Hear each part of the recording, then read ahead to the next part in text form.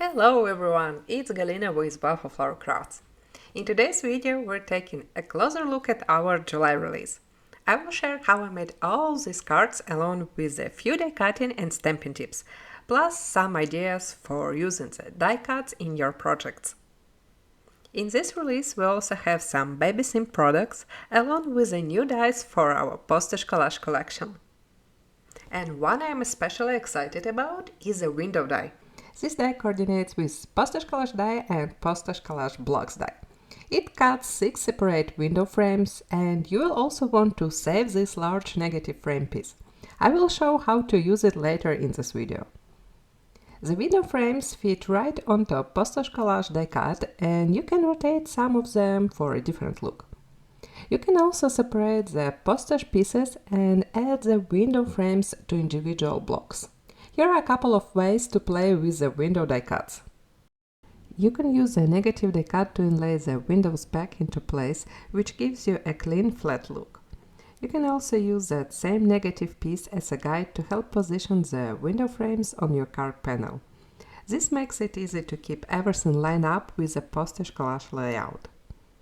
The cardstock color you choose for the die cut will become the main color of your card panel, so it's a good starting point of your whole design. I recommend this method if you want to combine the windows with some stamps or small dies to create flat, layered card with lots of little scenes inside each opening. Or you can pair the window die cuts with the Postage Collage blocks die and attach the windows directly on the top of blocks die cut.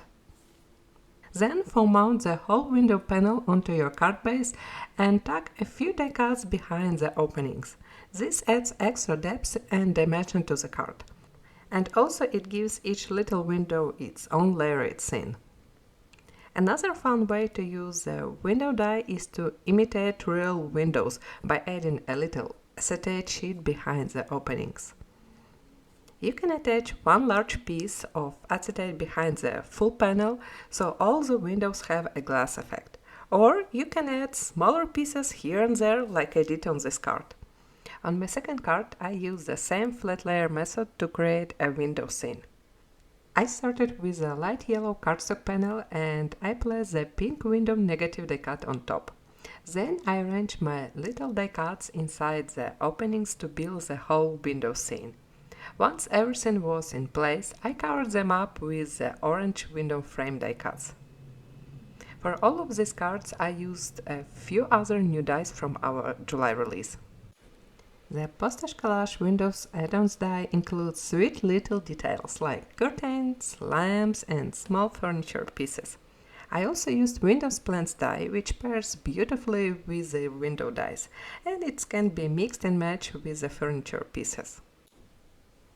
I couldn't resist playing with an older die set with dog silhouettes. They fit so nicely inside the windows.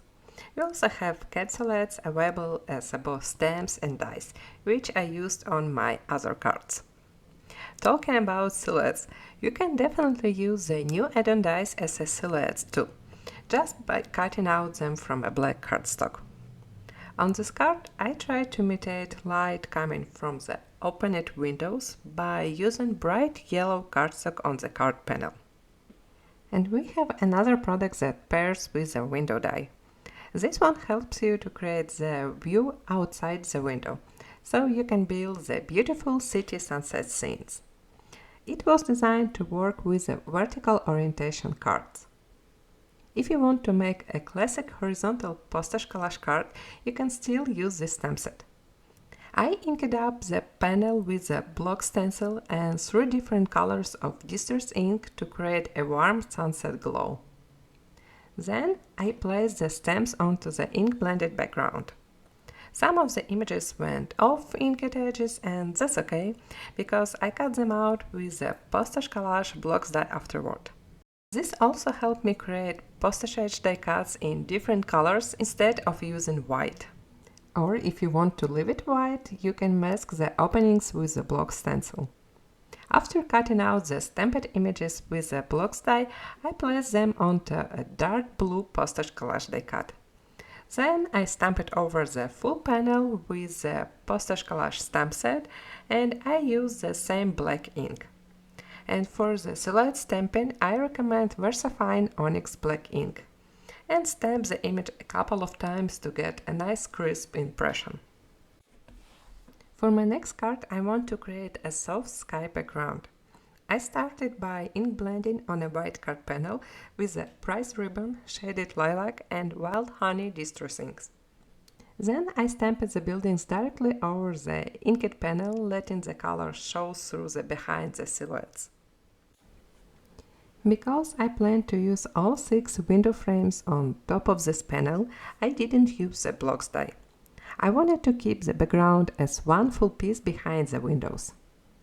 To finish the scene, I covered the stamped panel with a blue negative window die cut. Then I added the brown window frames on top. This gave the card a layered window look while still keeping the design flat and easy to assemble. With this new big die, you can add a brick texture to your card panels. It creates a nice background for the window scenes and works beautifully even with the one window die cut. You can keep the design simple by adding one window frame over the textured panel, then decorate it with a small swallow die cuts. It adds a sweet little detail and makes the window feel like a part of a real building scene. To customize the wall even more and make it feel more realistic, you can tack small plant die cuts into the cut lines on the panel.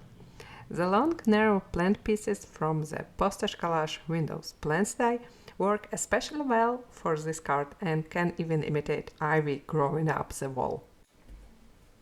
And why not add even more details to the card panel? I dabbed liquid glue here and there on the brick panel, then I sprinkled it on the flower soft to create the look of moss growing between the bricks. It adds a lot of character and gives the wall a more aged, natural look. I went a little further with this card and I turned it into a more mixed media project.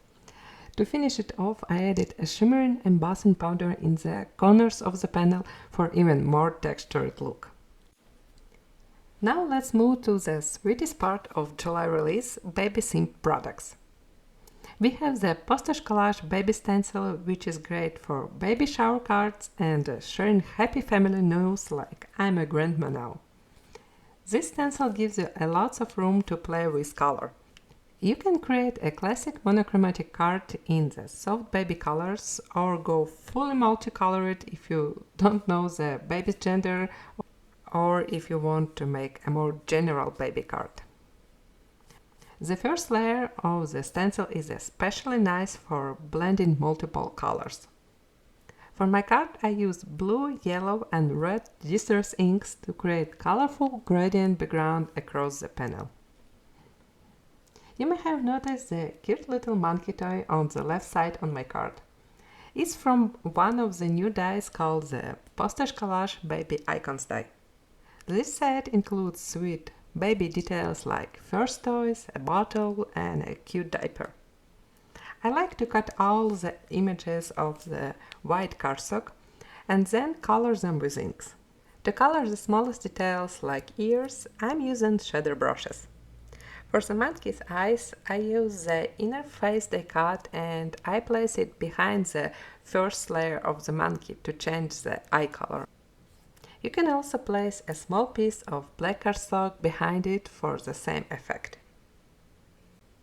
Most of these dies have 2 or 3 layers, so they are easy to assemble. I like that you can keep the colors soft and simple or add a little extra shading to make each piece stand out. I use these baby icons to decorate a few more Postage Collage cards as well. And here are 2 cards that I paired with a negative die cut from the window die. For this card, I use green negative die cut to create extra frame around the stenciled image. As you can see, this gives you a nice white border around each block, while the stitched edge still shows. Isn't that fun? To add more dimension to your card, you can pair the negative window die cut with any color of block die cut. The block die cut will pick out just a little from underneath the frame, adding another layer of color. For the main background color, I applied peeled paint Distress ink, then I covered the stenciled panel with frames that matched the other ink colors from the background. I love using foam tape on my cards, and for this one I decided to create a shadow box panel for some of the baby icons die cuts. They fit nicely inside the blocks and you can mix and match them to create sweet baby themed cards. For this card I use only cardstock, no stenciling, and finish it with the clear enamel dots for a little extra detail. And in this release we have also a few back to basics products that are easy to use on many different cards. The Sunburst texture die and coordinating stencil are great for adding simple background detail behind your focal point. We also have a Elongated ovals dies which come in several sizes, including options for a Slimline and mini Slimline cards. For my next card I paired the Slimline elongated oval with the standard A2 card panel. Of course we have elongated oval dies that fit A2 cards, but for this design I decided to create a slimmer arch shape. It gives the focal point a little more of height and changes the look of the card. For the background I ran a white card panel through my die cutting machine with the Sunburst texture die. Then I colored the panel with the matching stencil and distress inks. Since this larger background area, I use the background blender brushes to apply the ink. They made it easy to get soft color over the whole panel while keeping the pierced sunburst detail visible. I foam mounted the arch die cut on the stenciled panel, then I added a large stamped sentiment from the Baby Announcement Sentiment stamp set. And here's one more look at all the cards I made with the July release. I hope this video gave you a few useful ideas for using the new dies, stencils, stamps, and all of them together. We looked at window scenes, baby themed cards, postage layouts, textured backgrounds, and a few different ways to add layers and dimension. I had so much fun making these cards, and I hope you feel inspired to mix and match these products in your own projects. Thank you so much for watching, and I will see you in the next video. Bye!